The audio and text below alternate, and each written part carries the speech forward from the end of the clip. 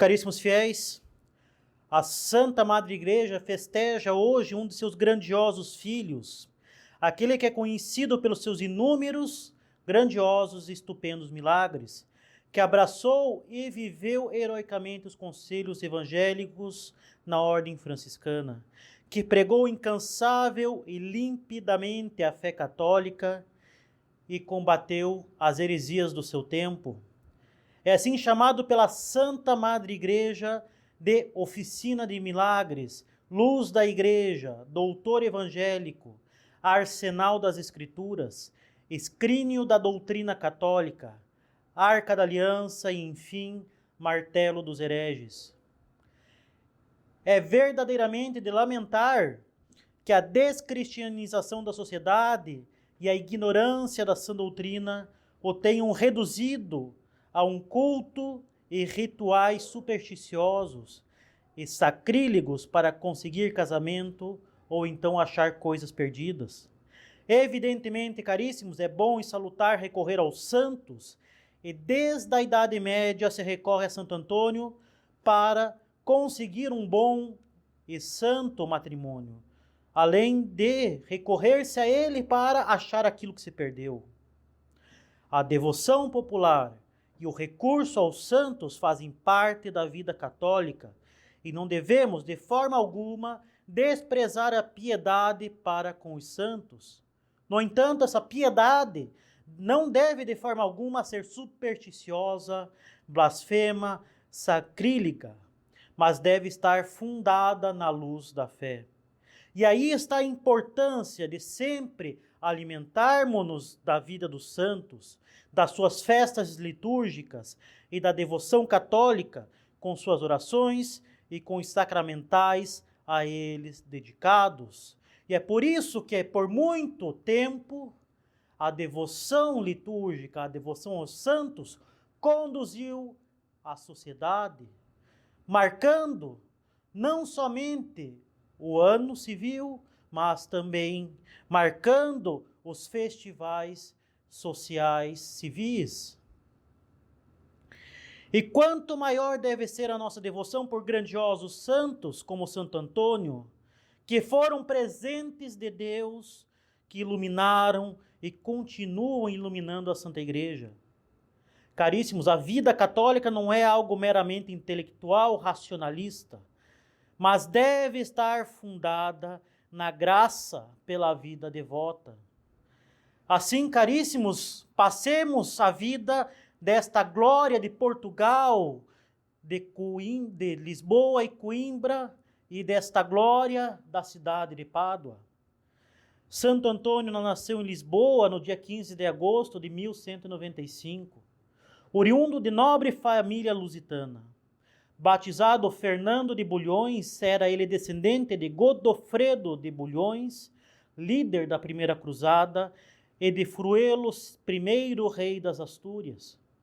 Ele iniciou sua formação intelectual no Colégio dos Agostinianos, recebendo uma educação completa nas artes liberais do trivium e do quadrivium.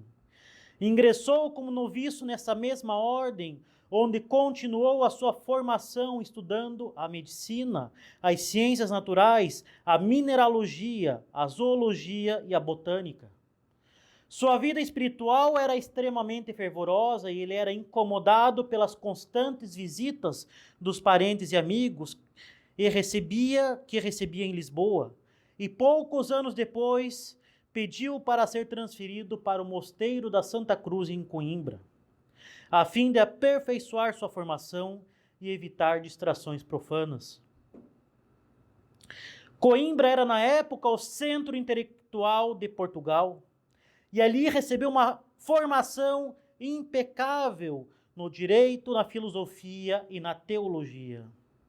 Nesta época, entrou em contato com os primeiros missionários franciscanos que haviam chegado a Portugal em 1217 e que estavam a caminho do Marrocos para buscar a conversão dos muçulmanos. A vida franciscana dedicada à radicalidade evangélica, ao desprendimento do mundo, a oração e a pregação muito o impressionaram. Entretanto, uma impressão ainda mais forte ocorreu quando os corpos desses frades martirizados voltaram a Coimbra. E assim, diante desta contemplação dos heróis da fé, ingressa Fernando de Bulhões na ordem franciscana e muda seu nome para Antônio, tomando a proteção de Santo Antônio do Deserto, Santo Antão, e inicia sua busca do martírio. Pede então nosso grande taumaturgo para também ir ao Marrocos pregar o evangelho, e seus superiores permitem. No meio do caminho, porém, Frei Antônio fica muito doente e é forçado a voltar para Portugal. Na viagem de volta, o barco é providencialmente desviado por uma grande tempestade e vai parar na Itália, na costa da Sicília. Em um grande encontro de mais de 5.000 frades franciscanos no capítulo geral da ordem, chamado Capítulo das Esteiras. Lá, Santo Antônio conhece pessoalmente São Francisco de Assis. Após conhecer São Francisco, Frei Antônio passa 15 meses como eremita no Monte Paulo. Providencialmente obrigado, por humildade, não o queria, a fazer uma importante pregação numa ocasião de cerimônia de ordenações, ele impressiona a todos pela sua grande eloquência e pela grande erudição de seu sermão. Disse deste sermão improvisado de 3 horas que pareceu durar somente 3 minutos. Com efeito, a análise de seus sermões demonstra um grande intelecto. Além de uma sólida formação filosófica e teológica, vê-se um conhecimento profundo e detalhado das Sagradas Escrituras, dos escritos dos padres da Igreja e de outros escritores católicos. São também encontradas citações muito pertinentes de clássicos como Aristóteles, Platão, Cícero, Catão, Sócrates, Dióscores, Donato, Eliano, Escribônio, Euquério, Festo Solino, Filão de Alexandria, Tibulo, Sérvio, Públio Sírio, Juvenal, Plínio o Velho, Varrão, Sêneca, Flávio José, Horácio, Ovídio, Lucano e Terêncio.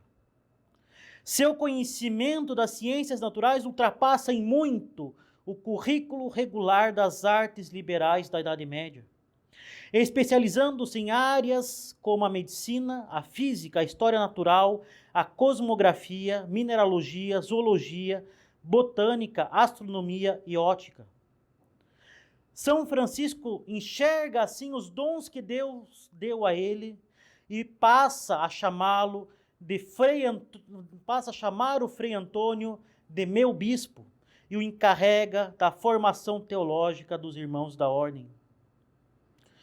No capítulo geral da ordem dos franciscanos, ele é enviado a Roma para tratar de assuntos da ordem com o Papa Gregório IX, que fica impressionado com a sua inteligência e sua eloquência e o chama de Arca do Testamento. Ele tinha uma força irresistível com as palavras, e São Francisco o nomeou como primeiro leitor de teologia da ordem. Em seguida, mandou estudar teologia para ensinar seus alunos e pregar ainda melhor. Juntavam-se às vezes mais de 30.000 pessoas para ouvi-lo pregar, e muitos milagres aconteciam nessas ocasiões. Ele é ainda enviado para combater os hereges cátaros no sul da França e no norte da Itália. Na acalorada controvérsia, o campo das disputas foi com frequência o das Sagradas Escrituras, que os heréticos citavam amplamente de cor. Aí sobressaiu-se de modo assinalado Santo Antônio, cujos célebres sermões se originaram por causa dessa necessária polêmica. Após a morte de São Francisco, ele foi enviado para Roma para apresentar ao Santo Padre a regra da ordem de São Francisco. protetor das coisas perdidas, protetor dos casamentos, protetor dos pobres, protetor dos doentes. Santo Antônio é o santo dos milagres. Fez inúmeros milagres em vida. Durante suas pregações nas praças e nas igrejas, muitos cegos, surdos, coxos e muitos doentes diversos eram curados. Os milagres vêm confirmar aquilo que ele pregava e geravam um grande número de conversões. Um dos seus maiores milagres se deu na disputa com os hereges cátaros. Em Rimini, na Itália, os hereges afugentavam os fiéis da igreja onde ele pregaria, levando-os a diversões imorais. Percebendo que o povo não quis ouvir a palavra divina, preferindo seguir os hereges e a imoralidade, resolveu ele pregar aos peixes. Disse ele: estou certo de que eles me ouvirão com muito mais atenção do que esses hereges. E tristemente afastou-se em direção ao rio Meréquia, onde ele deságua no mar Adriático, que passava próximo. Olhando as águas, começou a chamar: irmãos peixes, os homens esquecem-se de Deus, por isso estou aqui para vos falar. Os peixes foram surgindo, colocando as suas cabecinhas fora da água, e não morriam. Ficaram ouvindo atentos, em ordem, olhando e ouvindo atentamente as palavras do Frei. E Frei Antônio pregava e falava de Deus. Dizia da ingratidão dos homens para com Deus. Se deparando com a cena, os homens se aglomeraram e de joelhos se arrependeram de seus pecados e se converteram. Outro grande milagre durante suas disputas com os hereges ocorreu na cidade de Toulouse, na França. Quando em disputa sobre a presença real de Cristo na hóstia consagrada, o herege chamado Boinville disse que se uma mula, tendo passado 3 dias sem comer, honrasse uma hóstia em detrimento de uma ração de aveia, ele acreditaria no santo e se converteria. E assim se sucedeu. De pronto que a mula foi liberta de seu cercado, mesmo faminta, desviou-se da ração e ajoelhou-se diante da hóstia que Frei Antônio lhe mostrava. Santo Antônio morreu em Pádua, na Itália, no dia 13 de junho de 1231, com apenas 36 anos, mas 36 anos muito bem vividos, vividos para Deus. Por isso ele é também conhecido, além de Santo Antônio de Lisboa e de Santo Antônio de Coimbra, como Santo Antônio de Pádua. Antes de falecer nas portas de Pádua, Santo Antônio diz: ó Virgem gloriosa que estais acima das estrelas. E completou dizendo: estou vendo o meu Senhor. Em seguida faleceu. Os meninos da cidade logo saíram a dar a notícia: o santo morreu. E em Lisboa os sinos das igrejas começaram a repicar sozinhos. E só depois o povo soube que isso era um milagre que anunciava a morte do santo. Santo Antônio morre então com apenas 36 anos. Mas morre tendo verdadeiramente sabido o que fazer na vida, chegando a grande grau de santidade. 1 ano apenas após a sua morte, foi ele canonizado pelo Papa Gregório IX, que o conheceu em vida e o chamou de Arca da Aliança. Nesse mesmo ano se inicia a construção de uma basílica em sua honra na cidade de Pádua. Em 1263, seu corpo foi transferido para o lugar na presença de São Boaventura, então superior da Ordem dos Franciscanos. Quando o sarcófago foi aberto, a língua do santo, que tinha proclamado com tanta eloquência a palavra de Deus, foi encontrada perfeitamente intacta. Ao que exclamou São Boaventura: ó língua bendita, que sempre glorificastes o Senhor elevaste os outros a glorificá-lo. Agora nos é permitido avaliar como foram grandes os teus méritos perante Deus. A língua do grande pecador foi então colocada em um relicário dourado, de onde até os dias de hoje recebe a veneração dos fiéis católicos. O corpo de Santo Antônio foi exumado ainda 2 outras vezes. Em 1350, quando seu queixo e vários de seus ossos foram colocados em relicários próprios, e há poucos anos, em 1981, por ordem do Santo Papa João Paulo II, quando se descobriram incorruptas também as suas cordas vocais. Caríssimos, a incorrupção dessas 2 partes de seu corpo não deixa dúvidas sobre qual era a maior virtude de Santo Antônio, a virtude da pregação. Esta virtude era nele tão resplandecente que não havia olhos que não a vissem, diz um de seus biógrafos. Tantas almas levaram a Deus aquela língua e aquelas cordas vocais, que certa quaresma que ele tinha decidido dedicar à pregação cotidiana e ao confessionário, quando refazia com o benefício do sono seus membros fatigados, atreveu-se o diabo a apertar com violência a garganta do homem de Deus. E depois de a apertar, tentou sufocá-lo. Uma clara mostra do perigo que o demônio vislumbrava no uso da sua voz. Santo Antônio, por sua vez, depois de invocar o nome da gloriosa Virgem Maria, imprimiu na fronte o sinal da cruz e, afugentado o inimigo do gênero humano, imediatamente experimentou alívio. Chegou a haver até 30.000 pessoas nas suas pregações, e nelas ocorriam inúmeros milagres. Mas não é isso o mais importante.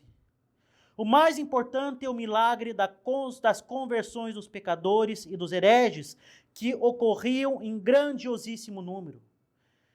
Depois que escutavam a sua pregação, eram tantos os homens e mulheres que corriam para o confessionário que faltavam sacerdotes para atender tanta gente. Em determinada ocasião, durante 3 dias de pregação de Santo Antônio, na igreja da cidade, 10 padres se revezaram para atender as confissões, que duraram 52 horas consecutivas.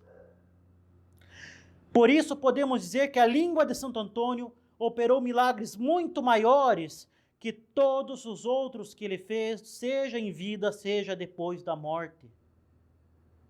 Claro que não é Santo Antônio um santo discreto, se assim podemos dizer. Foi ele um verdadeiro taumaturgo. Mesmo assim, foram a sua língua e as suas cordas vocais, entre todos os outros membros do seu corpo, que foram milagrosamente preservados da corrupção. Com isso, Deus quer nos mostrar que muito mais do que multiplicar pães, curar enfermos, ressuscitar defuntos, a grande obra dos santos, como Santo Antônio é grande exemplo, é espiritual. É levar as pessoas à conversão e à mudança de vida. Mas ele só pôde levar tanta gente à santidade por ele mesmo tê-la buscado e atingido. Ninguém pode dar aquilo que não tem. Eu não posso lhes ensinar matemática se eu não conheço essa disciplina. Por isso, Santo Antônio só pôde operar tantos milagres, pregar tão eficazmente o Evangelho e levar as pessoas a Deus, porque ele próprio era amigo de Deus. Toda a sua vida foi dedicada à santidade. Sua grande erudição só lhe serviu porque ele a buscou e usou como meio de glorificar a Deus. Ele seguiu à risca a máxima de vida espiritual que os jovens que tantas pessoas devem seguir sempre, que nós devemos seguir sempre em todas as ocasiões. Contemplata alis tradere. Aquilo que foi contemplado, transmitir aos outros. Transmitir aquilo que nós contemplamos. Transmitir aquilo que nós vivemos. Transmitir aquilo que nós somos. Nós só vamos fazer as outras pessoas amigas de Deus se nós, em primeiro lugar, fomos amigos de Deus.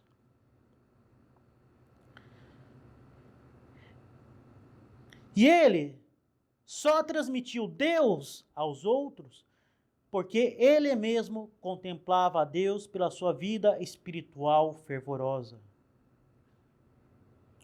Nós podemos imaginar às vezes, caríssimos, que os santos caem do céu, que o sujeito vira santo do nada. E quando percebe, ele já está levitando e bilocando. Caríssimos, um santo não se faz do nada. Afinal, todos nós somos chamados à santidade. Santo não é sinônimo de canonizado. Queremos ir para o céu, sejamos santos. E se não formos santos, não seremos outra coisa senão um fracasso. Se nós não formos santos, e se nós não buscamos a santidade, se não estamos cientes disso, estamos caminhando a passos largos para o inferno. Os santos não viraram santos do nada. Eles tiveram tentações e tiveram combates que também nós temos. Eles tiveram defeitos a combater. E muitos tinham temperamentos que nós podemos considerar verdadeiramente insuportáveis. Um exemplo disso é São Jerônimo. Outro exemplo foi São Gregório Magno. Mas todos eles confiaram na graça e não desanimaram no combate. Santo Antônio foi atacado e apanhou do demônio. Também São João Maria Vianney apanhou do demônio. São Padre Pio de Pietrelcina apanhou do demônio. Mas o que eles fizeram? Se confiaram ao bom Deus, que é a Nossa Senhora, e rezaram. A santidade não é necessariamente constituída de obras estupendas e grandiosas. A busca da santidade, se for da vontade de Deus, vai nos levar a fazê-las. Mas não é por causa disso que nós seremos santos. A santidade está em fazer aquilo que nós devemos fazer no nosso dia a dia por amor a Deus. A santidade constitui em ter uma vida devotada a Deus, uma vida de oração, de cumprimento do dever de Estado. Mais vale lavar a louça em espírito de penitência por amor a Deus do que ressuscitar um morto com grande orgulho.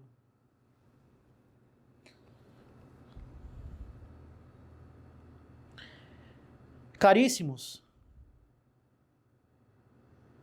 nós devemos justamente tirar da vida de Santo Antônio esta lição de busca da santidade, que somente assim nós poderemos fazer alguma coisa que preste para recristianizar a nossa sociedade, para que nós possamos ajudar as outras almas a buscar o céu, sendo nós mesmos, em primeiro lugar, santos. Enfim, caríssimos, para concluir, o que devemos pedir a Santo Antônio? Praticamente tudo. Ele é de fato uma oficina de milagres, não há o que não possamos pedir a ele. E lhes garanto, ele atende e atende com grande eficácia. Mas tenhamos sempre em mente que o mais importante de tudo é a nossa salvação. Lembremos-nos do que disse nosso Senhor Jesus Cristo: buscai em primeiro lugar o reino de Deus e a sua justiça, e tudo o mais vos será dado em acréscimo. Em nossas orações, e rezemos muito a Ele, em nossas orações a este grande santo, peçamos o que verdadeiramente nos convém em primeiríssimo lugar, entregando a Deus a decisão última de tudo. Ele sabe o que é melhor para nós. Não é virando de forma sacrílega e blasfema uma imagem de cabeça para baixo, o que é um gravíssimo pecado, que nós vamos mudar a sua vontade para a nossa vida. Com efeito, caríssimos, a oração não foi feita para mudar a vontade de Deus, mas a nossa. O que precisa ser virado de ponta cabeça não é a imagem de Santo Antônio, mas a nossa vida. O que devemos buscar em primeiro lugar, assim como Santo Antônio o fez, é a vida eterna. Confiemos a nossa salvação a este tão grande santo, que nos mostrou como nós podemos utilizar a nossa vida para a maior glória de Deus e para a salvação das almas. Mas invoquemos a Ele sempre que nós precisarmos, pois este é um grande santo que não nos vai deixar desamparado, que vai nos fazer nos aproximar de Maria Santíssima, a quem ela apareceu, vai nos fazer aproximar de Maria Santíssima, que apareceu a ele, vai nos fazer nos aproximar do menino Jesus, que se confiou a ele. Este é um grande santo. A glória de Lisboa, a glória de Coimbra, a glória de Pádua, a glória de Portugal e a glória do nosso Brasil. Confiemos as nossas almas a Ele, confiemos o nosso país a Ele, confiemos a recristianização de nossa sociedade a Ele, peçamos a Ele em primeiríssimo a nossa salvação e Ele não vai nos desamparar. Louvado seja nosso Senhor Jesus Cristo. Santo Antônio de Lisboa, Coimbra e Pádua. Em nome do Pai, do Filho e do Espírito Santo. Amém.